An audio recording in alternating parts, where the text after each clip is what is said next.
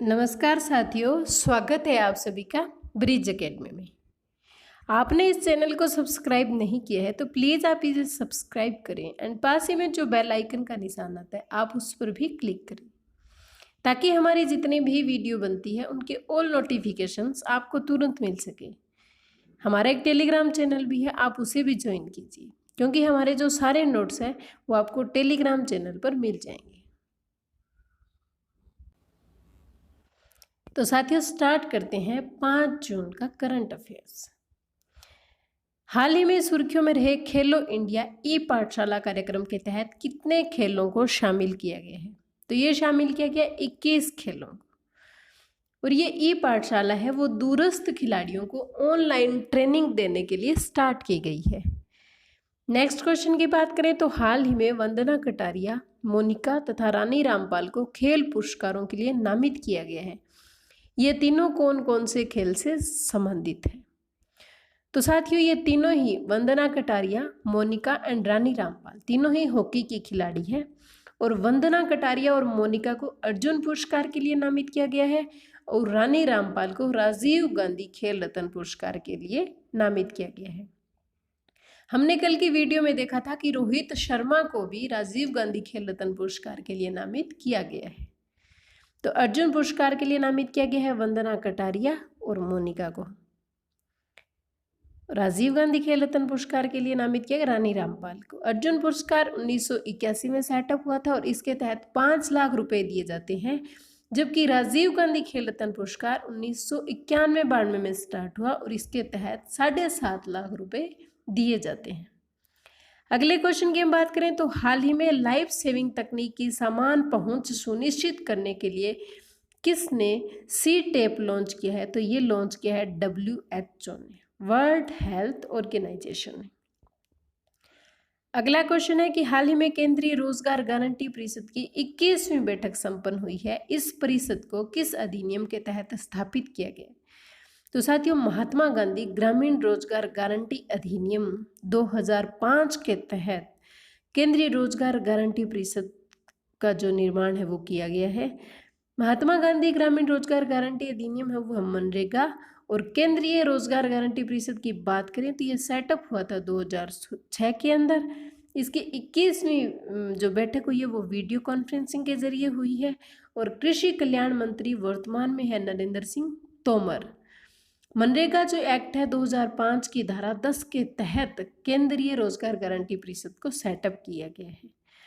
नरेगा कब लॉन्च हुआ था? 2 फरवरी 2006 को। इसी का नाम अब मनरेगा कर दिया गया है और यह 2 फरवरी 2006 को 200 जिलों के अंदर लॉन्च किया गया था। नेक्स्ट क्वेश्चन की बात करें तो हाल ही में सुर्खियों में रही विमल जुल्का समिति का संबंध किससे है? तो साथियों जो विमल जुल्का समिति है वो फिल्म इंडिया इकाइयों की समीक्षा करती है और सुझाव भी देती है।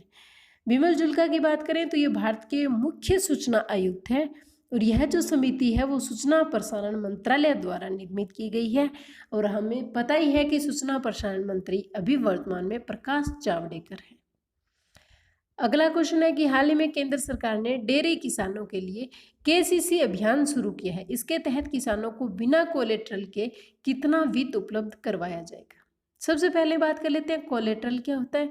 तो ये होता है गिरवी रखना। कोई भी किसी भी चीज़ के लिए लोन लिया जाता है तो उसके लिए कुछ सामान गिरवी रखना पड़ता है, लेकिन जो KCC अभियान स्टार्ट किया गया है उसके अंदर किसी भी चीज़ को गिरवी नहीं रखा जाएगा और इस KCC अभियान के तहत किसानों को 3 लाख तक का लोन दिया जाएगा।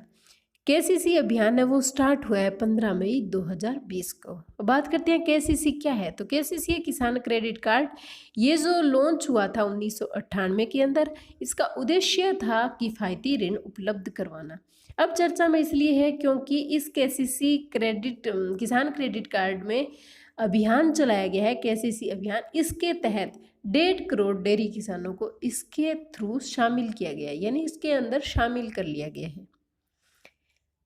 अगले क्वेश्चन की बात करें तो भारतीय उद्योग परिसंघ CII का वर्तमान अध्यक्ष कौन है, जिनकी देखरेख में वार्षिक सत्र अभी आयोजित किया गया है? तो CII के वर्तमान अध्यक्ष है उदय कोटक जी। बात करते हैं CII की, तो सेटअप हुआ था 1895 के अंदर। हेडक्वार्टर है दिल्ली और यह एक सलाहकारी निकाय है। किसी भी पेपर में एक टफ क्वेश्चन बनाने के लिए ये पूछा जाता है कि सलाहकारी, संवैधानिक, विधिक, तो ये क्वेश्चन काफ़ी इंपॉर्टेंट है। CII है जो सलाहकारी निकाय है। इसके साथ ही अभी 125वीं वर्षगांठ बनाई गई है और 125वीं वर्षगांठ के अवसर PM मोदी जी खुद भाषण देने पहुंचे हैं। PM मोदी जी ने 5I का एक जो नारा दिया है, एक बात कही है 5I, उनमें पांचों I का जो मतलब है वो हम देख लेते हैं। फर्स्ट I का मीन है इंटेंट यानी इरादा। सेकेंड I का मतलब है इंफ्रास्ट्रक्चर यानी आधारभूत संरचना। थर्ड I है उसका मतलब है इन्वेस्टमेंट यानी निवेश करना। फोर्थ जो I है उसका मतलब है इंक्लूजन यानी समावेशन। और फिफ्थ जो I है उसका मतलब है इनोवेशन यानी नवाचार। तो ये 5I है जो CII के 125वीं वर्षगांठ पर PM मोदी जी द्वारा यह नारा दिया गया है। CII की जो भी बैठक हुई है उसकी 2020 की थीम है कि नए विश्व के लिए भारत निर्माण, जीवन, आजीविका और विकास। तो काफ़ी इंपॉर्टेंट है थीम भी, और यह एक सलाहकारी निकाय है। और 5I का जो नारा दिया गया है, जो बात कही गई है, उसमें हमसे पूछा जा सकता है कि 5 प्रकार की जो I बताई है उन I का मीन क्या है, तो वो हमने देख लिया है। नेक्स्ट क्वेश्चन है कि हाल ही में किस देश ने एविफेविर दवा को कोविड-19 के इलाज है तो मंजूरी दी है। तो साथियों एविफेविर दवा है उसको मंजूरी दे दी रूस ने। यह एक एंटीवायरल ड्रग है और जापानी फ्लू में इस दवा का उपयोग किया जाता है। साथियों रूस है वो क्षेत्रफल की दृष्टि से विश्व का सबसे बड़ा देश है। तो क्षेत्रफल की दृष्टि से जो विश्व के बड़े देश है उनकी एक ट्रिक है, अगर आपको पसंद आए तो प्लीज़ आप भी इसे याद कीजिएगा। ट्रिक है कि रुक चीन अब आएगा भारत, यानी क्षेत्रफल में रुक चीन अब आएगा भारत। रुक रूस से रूस, कैसे कनाडा, रुक चीन, चीन से चीन, अब ऐसे मतलब अमेरिका, बै से मतलब ब्राज़ील, आएगा में आ से मतलब है ऑस्ट्रेलिया और भारत का मतलब है भारत, यानी रुक चीन अब आएगा भारत।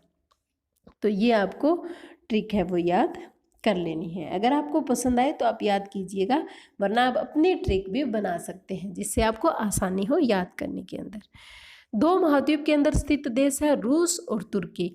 रूस है वो यूरोप और एशिया के अंदर स्थित है और तुर्की है उसे यूरोप का मरीज भी कहा जाता है।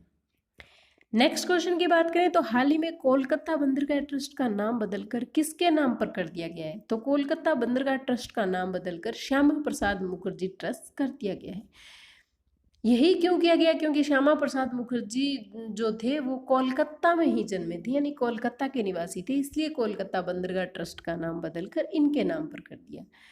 कोलकाता बंदरगाह ट्रस्ट को 150 वर्ष कंप्लीट हो गए हैं।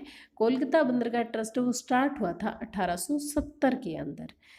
श्यामा प्रसाद मुखर्जी ने साथियों भारतीय जनसंघ की स्थापना की थी और यही भारतीय जनसंघ आगे जाकर बीजेपी में बदल गया था, यानी भारतीय जनता पार्टी में बदल गया था। कोलकाता बंदरगाह का नाम भी बदलकर श्यामा प्रसाद मुखर्जी बंदरगाह कर दिया गया है।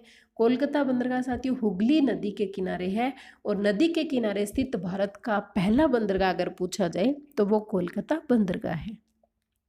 अभी थोड़े दिन पहले एक कांडला बंदरगाह का नाम भी चेंज किया गया था, तो वो भी हमें रिकॉल करना है कि कांडला बंदरगाह गुजरात के अंदर है और उसका नाम बदलकर दीनदयाल उपाध्याय बंदरगाह कर दिया गया है। अगले क्वेश्चन के साथ बात करते हैं कि हाल ही में बागजन गांव तेल के कुएं में हुए ब्लो आउट के कारण सुर्खियों में है। यह गांव किस राज्य में है। तो साथियों यह गांव है असम के अंदर। यहाँ 6 दिन से ब्लो आउट हो रहा है और अब इसके अंदर सिंगापुर टीम की मदद ली जा रही है। तो साथियों क्या ऐसा पहली बार हुआ है? नहीं, पहली बार नहीं हुआ। 2005 के अंदर असम में ऐसा ही ब्लो आउट हुआ था। वो 45 दिन तक रिसाव हुआ था उसके अंदर और उस वक्त यूएस से टीम की मदद ली गई थी। अगले क्वेश्चन की हम बात करें तो हाल ही में किस राज्य ने बाल कटाने के लिए आधार कार्ड अनिवार्य कर दिया है ताकि कोविड-19 मरीजों को टेस्ट करने में आसानी हो।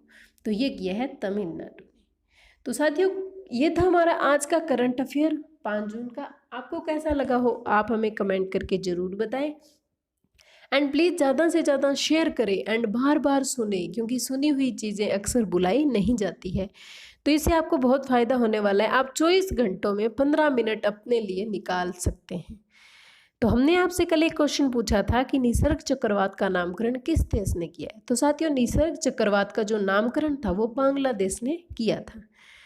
इसका सही आंसर देने वाले थे ब्रिज प्रकाश, सुमन पूनिया, बाबूलाल जी एंड रवीना बोपिया।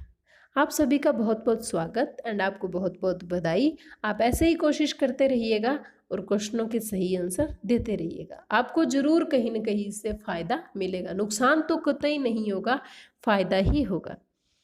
आज का क्वेश्चन है जो मैं आपके लिए छोड़ने जा रही हूँ, जो हमने पिछली वीडियो में बात की थी। तो आपको अगर वीडियो ध्यान से देखी हुई है तो आप प्लीज़ उसका आंसर दे सकते हैं। कौन से 3 व्यक्तियों को अर्जुन पुरस्कार हेतु नामित किया गया है? तो आप उसका आंसर हमें कमेंट बॉक्स में दीजिए। हमें आपके आंसर का इंतज़ार रहेगा। धन्यवाद साथियों।